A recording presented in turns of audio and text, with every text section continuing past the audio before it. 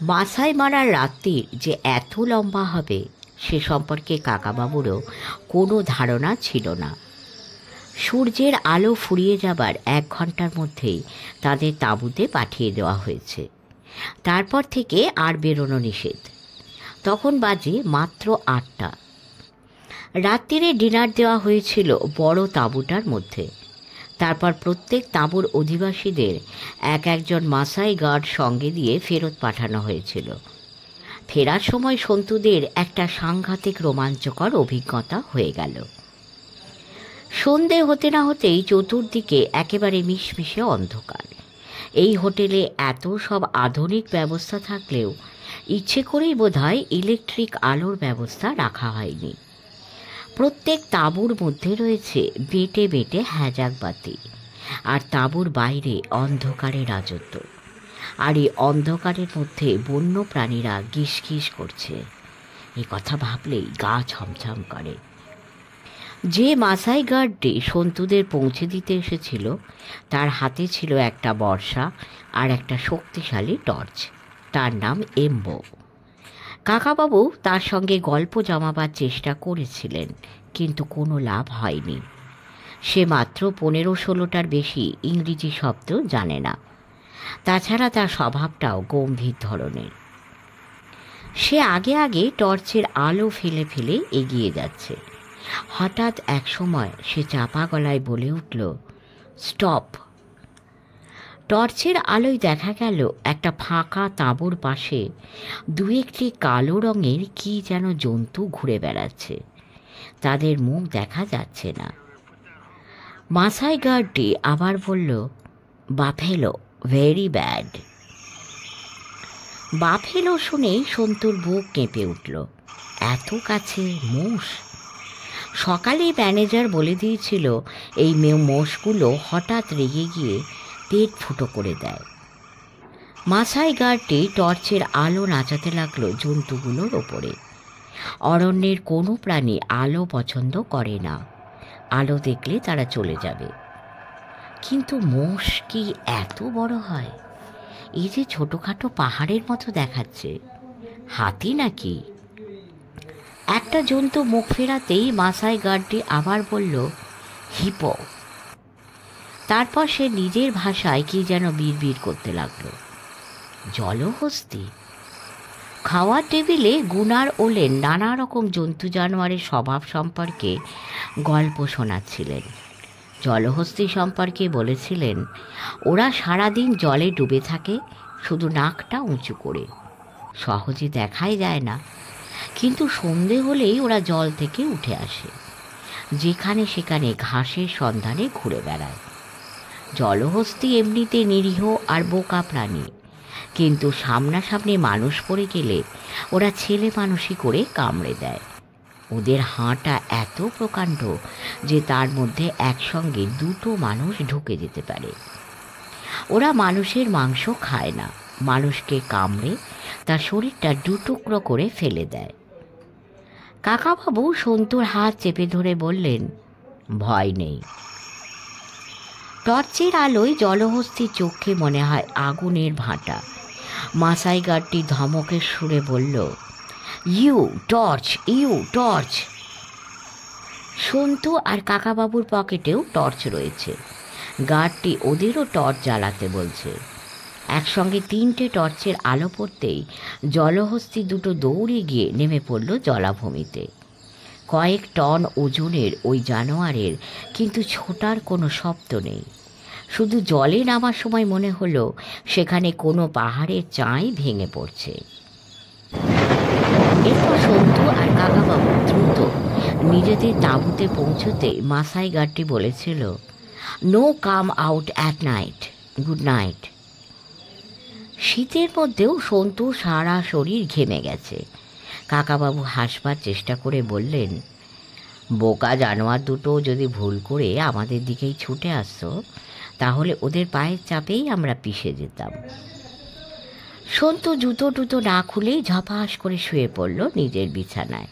কাকাবাবু বললেন, মাত্র 8টা বাজে, এর মধ্যেই শুয়ে পড়ব, বাকি রাতটা কাটবে কি করে?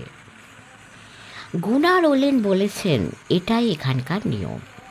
রাত্রির বেলা বাইরে বেরোনো কোনো ক্রমেই উচিত নয়। তাঁবুর মধ্যে থাকলে অবশ্য কোনো বিপদের সম্ভাবনা নেই। সেরকম কোনো ঘটনা এখানে ঘটেনি। সারা রাত বিভিন্ন জায়গায় আগুন জ্বালিয়ে রেখে মাসাই গার্ডরা পাহারা দেয়। সিংহ, নেকড়ে, চিতা, হায়নার মতো হিংস্র প্রাণীরা আগুন দেখলে এদিকে আসে না। তবে হরিণ, জেব্রা, শুয়োর, ওয়াইল্ড বিস্টের মতন যেসব প্রাণীরা দল বেঁধে দৌড়োয় তারা অনেক সময় এসে পড়ে। এদের সামনে পড়ে গেলেও মুশকিল। সন্তু জিজ্ঞেস করেছিল, একপাল জেব্রা কিংবা হাতিতাটিরা তাঁবু ভেঙে দিতে পারে না? গুনার ওলেন উত্তর দিয়েছিলেন, জীবজন্তুদেরও তো মনস্তত্ত্ব আছে, সেসব স্টাডি করা হয়েছে। অকারণে ওরা তাঁবু ভাঙতে যাবে কেন? ওদের আসা যাওয়ার পথে যদি পড়ে? ওদের আসা যাওয়ার নির্দিষ্ট পথ আছে। হাতিরা তো ধরা বাঁধা পথ ছাড়া কখনো অন্য পথে যায় না। তবে 2-4টে জানোয়ার যদি ছিটকে এসে পড়ে তারাও তাঁবু এড়িয়ে চলে। তাঁবুর চারপাশে যে দড়ি আছে সেগুলো পায়ে লাগলে ওরা বিরক্ত হয়। এই দড়িগুলো এত শক্ত যে সহজে ছেড়ে না। আমার তো এখানে রাত্রিরে বেশ ভালো ঘুম হয়।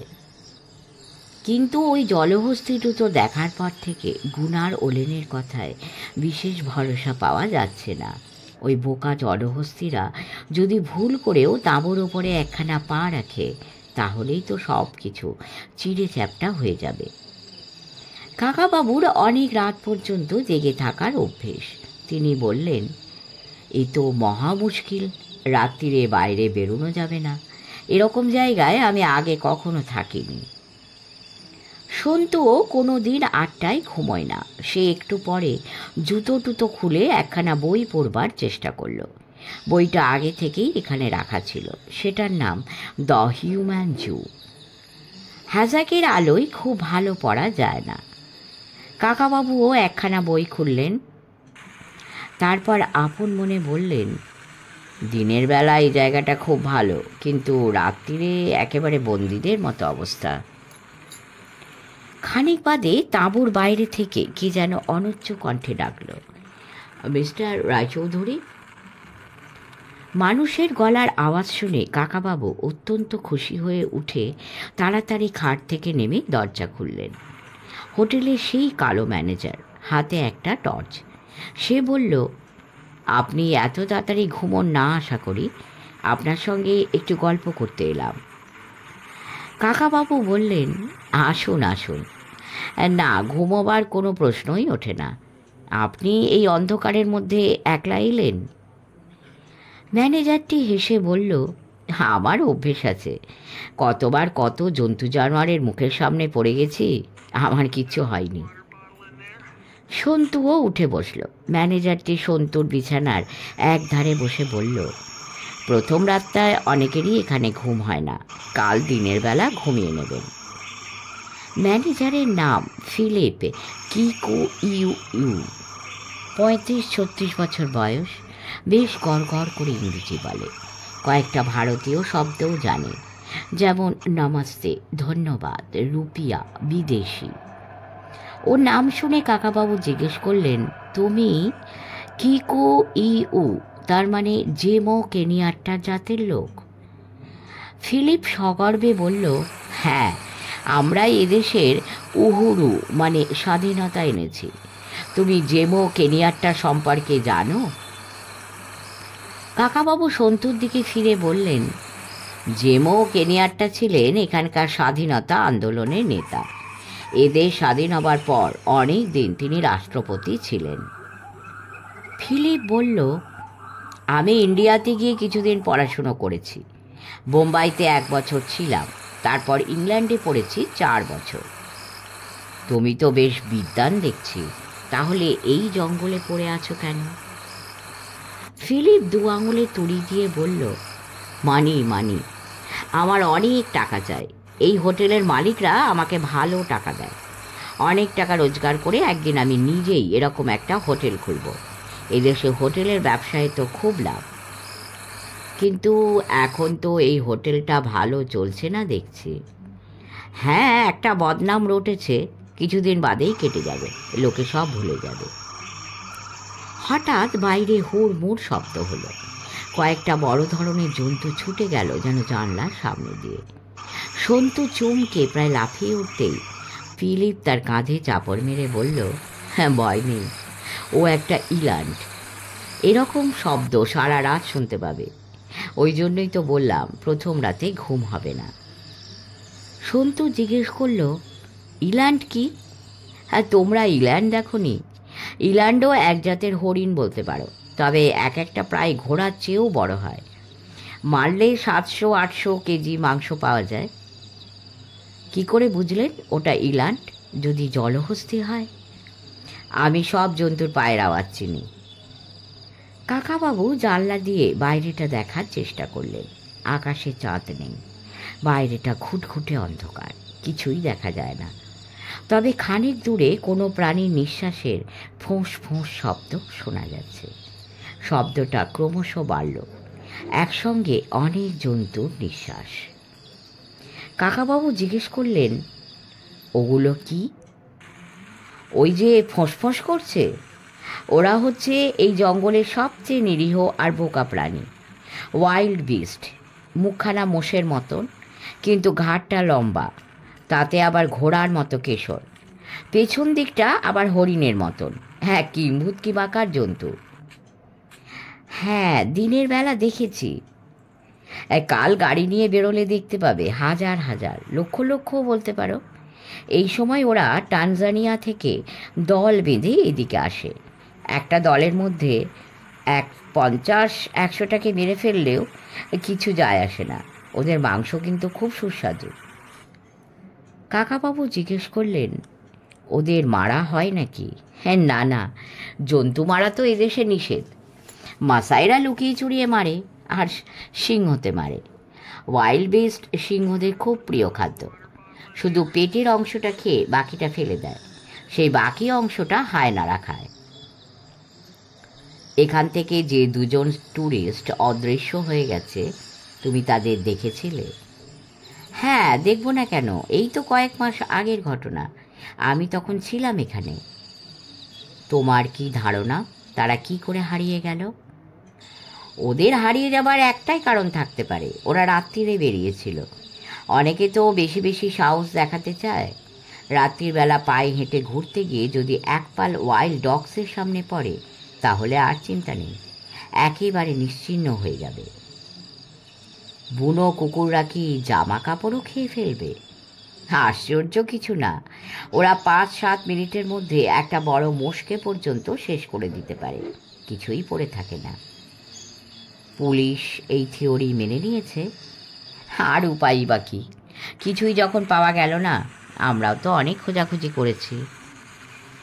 আচ্ছা, সেই ট্যুরিস্ট 2জন একসঙ্গে এসেছিল না আলাদা আলাদা? ওদের সঙ্গে তুমি কথা বলেছিলে? ওরা মানুষ কেমন ছিল? ওরা আলাদা এসেছিল, এখানে 2-3 দিন থাকার পর বন্ধুত্ব হয়ে যায়। এমনিতে বেশ ভালোই লোক ছিল, হাসি খুশি ফুর্তিবাজ, বেশিরভাগ ট্যুরিস্ট যেমন হয়। একজন ছিল গায়ক, আরেকজন অধ্যাপক। জানো তো, একটা গুজব আছে, এখানকার মাঠে ঘাটে নাকি হঠাৎ হিরে খুঁজে পাওয়া যায়।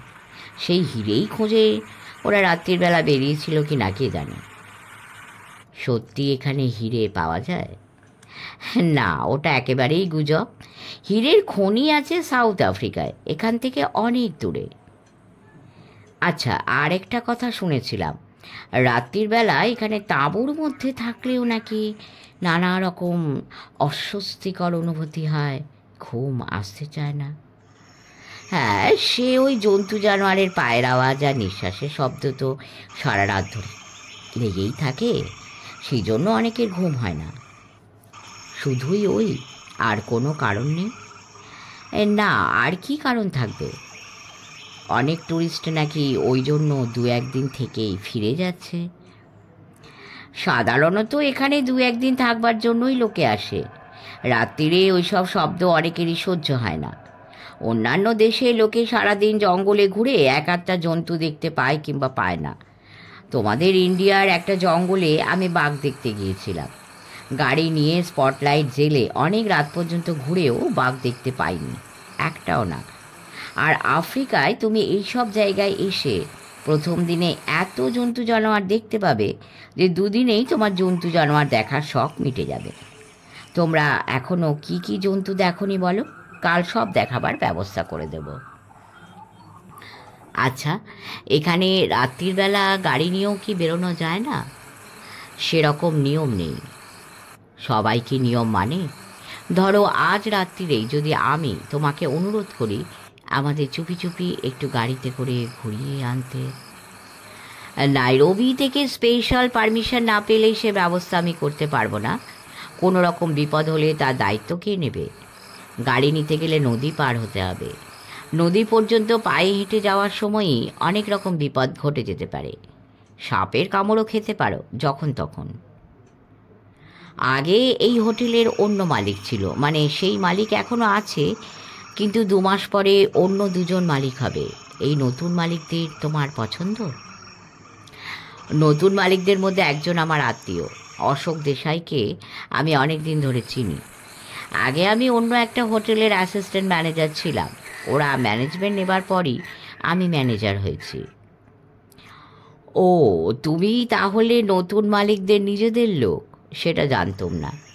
তাহলে তুমি এই হোটেলের উন্নতির জন্য বেশি চেষ্টা করবে, সেটাই তো স্বাভাবিক। নতুন মালিকরা ভাগ্যবান তোমার মতো একজন উৎসাহী কর্মঠ যুবককে পেয়েছে।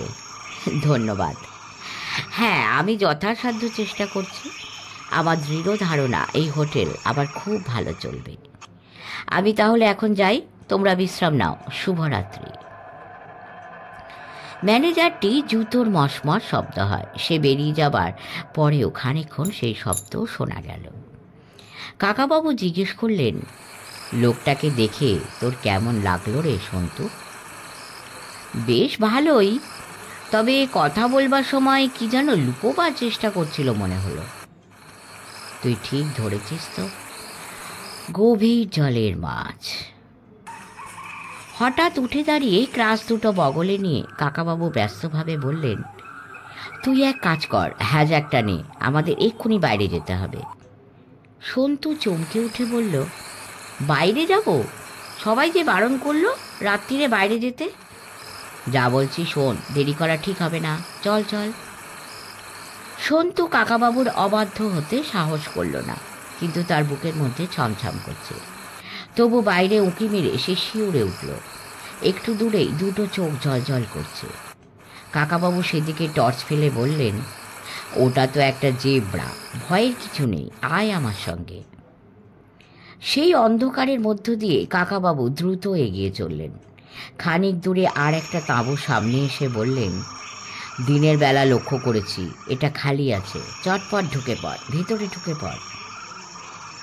এখানে তালা দেবার কোনো ব্যাপার নেই। জিপারটা ধরে টানতেই তাঁবুর দরজাটা খুলে গেল।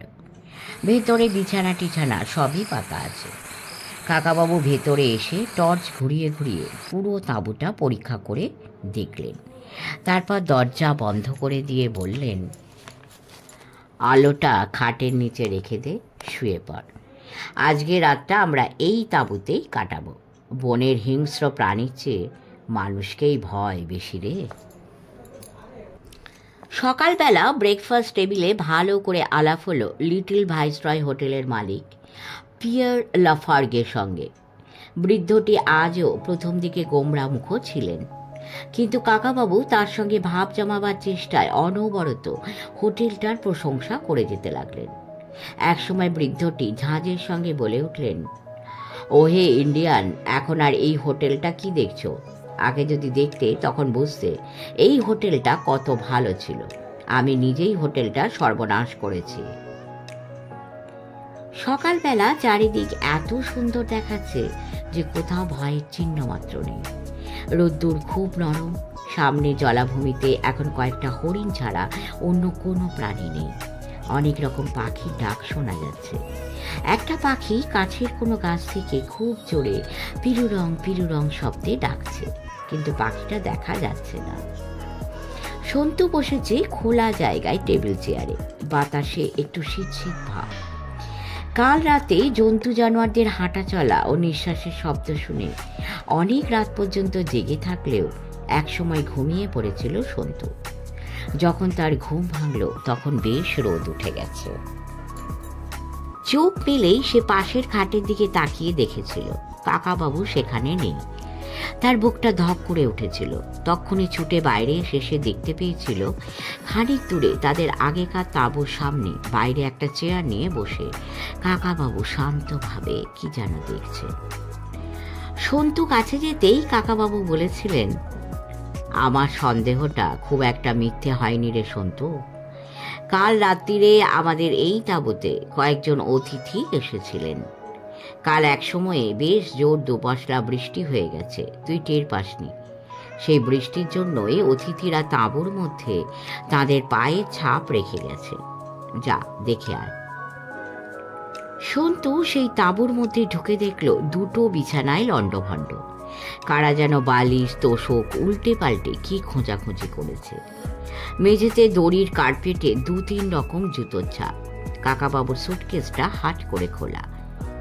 সন্তু আবার বেরিয়ে আসতেই কাকাবাবু বললেন, দেখলি তো, তাহলে কাল তাঁবু বদলে ঠিকই করেছিলাম। বল, যাক, এ সম্পর্কে কাউকে কিছু বলার দরকার নেই। ব্রেকফাস্ট খেতে এসে প্রথমে ম্যানেজার ফিলিপের সঙ্গে দেখা। সে বলেছিল, গুড মর্নিং স্যার, কাল ঘুমটুম ঠিক হয়েছিল? নিশ্চয়ই। কাল সারা রাত জেগেছিলেন? আরও একটা অসুবিধে হয়েছিল। কি করে যেন তাঁবুর মধ্যে কয়েকটা মাছি ঢুকে পড়েছিল। ফিলিপ অবাকভাবে বলেছিল, মাছি? রাত্রিবেলা মাছি? হ্যাঁ, মাছি। আমি ভাবলাম নিশ্চয়ই সেটসি মাছি। নাম শুনেছি তো আগেই, কিন্তু কি রকম দেখতে ঠিক জানি না।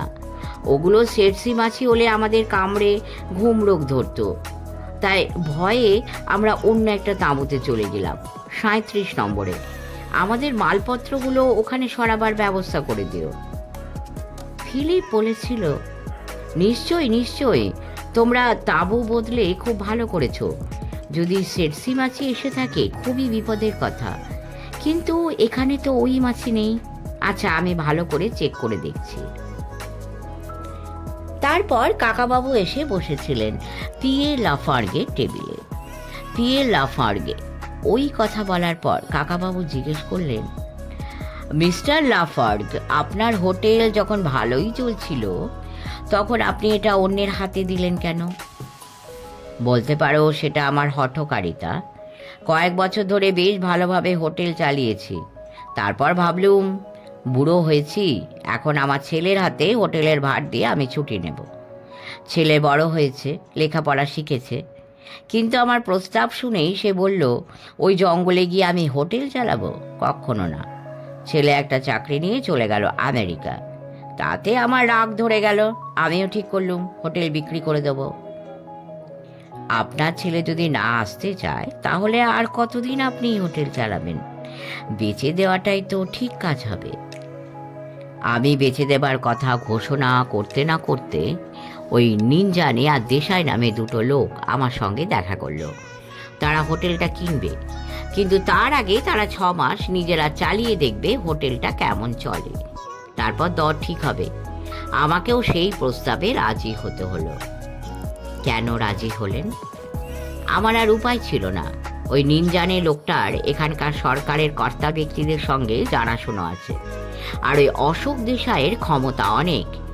এদের কথা না শুনলে ওরা এমন একটা কিছু করবে যাতে আমি আর এই হোটেল কখনোই বিক্রি করার খদ্দের পাবো না। এমনকি যে কোনো ছুতোয় আমাকে মেরে ফেলতেও পারে। মেরে ফেলবে? সেটা আর এমন কি আশ্চর্য। এখন দেখছি এরা ইচ্ছে করেই হোটেলটা খারাপভাবে চালাচ্ছে যাতে ট্যুরিস্ট বেশি না আসে। কাল মাঝরাতে উঠে দেখি কি কোথাও আগুন জ্বলছে না। আমার আমলে এটা ভাবাই যেত না। এই রকম করলে ট্যুরিস্ট আসবে কেন? 6 মাস বাদে ওই নিনজানে আর দেশাই আমাকে বলবে, তোমার হোটেল ভালো চলে না, অতএব দাম কমাও। হয়তো অর্ধেক দামও দেবে না। মিস্টার লাফার্গ, তুমিও ব্যবসায়ী, ওরাও ব্যবসায়ী। ব্যবসার ক্ষেত্রে এরকম দরাদরি তো চলেই। এটা দরাদরি নয়, স্রেফ জোচ্চুরি। আমি ওদের ফাঁদে পড়ে গেছি। কিন্তু দুজন ট্যুরিস্ট এখান থেকে অদৃশ্য হয়ে গেছে, সে কথা তো ঠিক। তাতে এই জায়গাটা সম্পর্কে বদনাম তো রটবেই। শোনো হে ভারতীয়, এবারে আমি জার্মানিতে গিয়েছিলাম এই ব্যাপারে খোঁজ খবর নিতে। যে দুজন ট্যুরিস্ট অদৃশ্য হয়ে গেছে তারা জাতে জার্মান, তাদের পরিচয় আমি জানতে গিয়েছিলাম। কি জানলুম ভাবতে পারো? ওই লোক দুটো ছিল ভাড়াটে গুন্ডা, যাদের বলে মার্সিনারি। টাকার বিনিময়ে যে কোনো দেশে গিয়ে ওরা যুদ্ধ করে এবং মানুষ খুন করে। ম্যানেজার যে বলল ওদের একজন ছিল গায়ক আর একজন অধ্যাপক। তাহলে এখানে খাতায় নাম লেখার সময় ওরা মিথ্যে পরিচয় দিয়েছিল। আমি ওদের সম্পর্কে ঠিক খবর নিয়েছি। ওদের সঙ্গে সব সময় মারাত্মক অস্ত্র শস্ত্র থাকতো, সুতরাং ওরা হঠাৎ জন্তু জানোয়ারের মুখে প্রাণ দেবে তাকে বিশ্বাস করা যায়? তাহলে ওরা গেল কোথায়? নিজেরাই ইচ্ছে করে কোথাও লুকিয়ে আছে। এখানে খোলা জায়গায় কোনো মানুষ 24 ঘন্টাও বেঁচে থাকতে পারবে কিনা সন্দেহ আছে।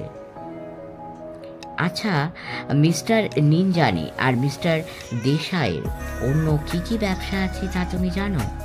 আমি যতদূর জানি ওরা আগে কখনো হোটেল চালায়নি।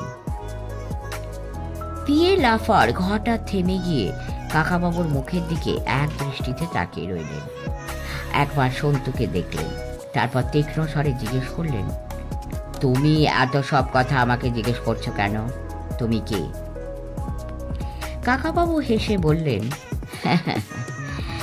আমি একজন ট্যুরিস্ট। আমার ভাইপোকে নিয়ে এখানে বেড়াতে এসেছি। তোমাকে এসব জিজ্ঞেস করছি নিছক কৌতূহলে।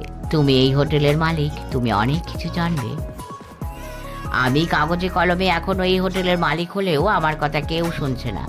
এই হোটেলে যা সব কাণ্ড কারখানা চলছে তা তোমার না জানাই ভালো, জানলে তুমি বিপদে পড়ে যাবে। আমার বিপদে পড়া অভ্যেস আছে। আমি যেখানেই যাই সেখানেই কিছু না কিছু ঘটে যায়। টাকা পয়সার ক্ষতি যা হবে হোক, কিন্তু আমার এত পরিশ্রমে গড়া হোটেলটা নষ্ট হয়ে যাচ্ছে, সেইটা আমি সহ্য করতে পারছি না। হোটেলটার যদি এরকম বদনাম হয় তাহলে ভবিষ্যতেও তো আর লোক আসতে চাইবে না। যারা এখন এই হোটেলটা চালাচ্ছে তাদের তো এই দিকটা চিন্তা করা উচিত। হোটেলের ম্যানেজারটি তো বেশ কাজের লোক বলেই মনে হলো। হ্যাঁ, এই নতুন ম্যানেজারটি কাজের লোক তো বটেই, তবে হোটেল চালানোর চেয়ে অন্য অনেক ব্যাপারে তার উৎসাহ বেশি। তবে তোমাকে আবার বলছি, তুমি এসব নিয়ে মাথা ঘামাতে যেও না। মাথা থাকলেই মাথা ঘামাতে হয়, এই তো মুশকিল। তুমি হ্যারি ওটাঙ্গোর নাম শুনেছ? তার ভাগ্যে কি ঘটেছিল জানো? এবারে কাকাবাবু চমকে উঠলেন। কয়েক মুহূর্ত ওই বুড়ো হোটেল মালিকের দিকে তাকিয়ে থেকে আস্তে আস্তে বললেন, হ্যারি ওটাঙ্গো? হ্যাঁ, তার কথা আমি জানি। কারিউকির কথাও আমি জানি। আমি ওই রকমই কিছু সন্দেহ করেছিলাম। তুমি মনে করিয়ে দিলে, সেজন্য ধন্যবাদ, অনেক ধন্যবাদ। আমি তোমাকে সাবধান করছি, এখানকার কোনো ব্যাপারে মাথা গলিও না। তুমি বিদেশি, তুমি কিছুই করতে পারবে না। বেড়াতে এসেছো, বেড়াও, ফিরে যাও। বৃদ্ধ টেবিল ছেড়ে উঠে চলে গেলেন। কাকাবাবু এক মনে কফিতে চুমুক দিতে লাগলেন। পাশের টেবিলে আমেরিকান ছেলে মেয়ে দুটি বসেছে। কাল ওরা খুব হাসি খুশি ছিল, আজ সকালে বেশ গম্ভীর। কেউ কোনো কথা বলছে না। ওদের মধ্যে ঝগড়া হয়েছে নাকি? সন্তু মেয়েটির দিকে তাকিয়ে বলল, গুড মর্নিং। কাল রাত্রিরে ঘুম হয়েছিল? মর্নিং? হ্যাঁ, না মানে ঠিক ঘুম হয়নি, অনেকক্ষণ জেগেছিলাম, তারপর ঘুমিয়ে পড়লাম। তোমরা কাল রাত্রিরে তাঁবুর মধ্যে একটা মিষ্টি মিষ্টি গন্ধ দিয়েছিলে। মিষ্টি গন্ধ? কই না তো। আমেরিকান ছেলেটি বলল, গন্ধটা আমিও পেয়েছি। এরকম কোনো জন্তু আছে কিনা জিজ্ঞেস করতে হবে, যার গা থেকে মিষ্টি মিষ্টি গন্ধ বেরোয়। ওই গন্ধটা নাকে আসার পর আমার গা গুলোচ্ছিল, সকালেও বমি বমি পাচ্ছে। মেয়েটি বলল, আমার তো কিছু খেতে ইচ্ছেই করছে না, চলো আজই আমরা এখান থেকে চলে যাই। দেখো, একটু বাদে হয়তো সব ঠিক হয়ে যাবে, আজকের দিনটা অন্তত থাকি। মেয়েটি টেবিল ছেড়ে উঠে পড়তেই ছেলেটিও তার সঙ্গে সঙ্গে ফিরে গেল তাঁবুতে। শেষ হলো পঞ্চম পর্ব। ষষ্ঠ পর্বে দেখা যাক আরও কত রহস্য অপেক্ষা করে আছে আফ্রিকার জঙ্গলের তাঁবুতে। কাকাবাবু সন্তু কী বিপদে পড়বেন শুনতে হবে আগামী পর্বে। সকলে ভালো থাকবেন পরম করুণাময়ের ইচ্ছায়। কমেন্ট করবেন, সাবস্ক্রাইব করবেন, লাইক করবেন এবং পাশে থাকবেন। নমস্কার।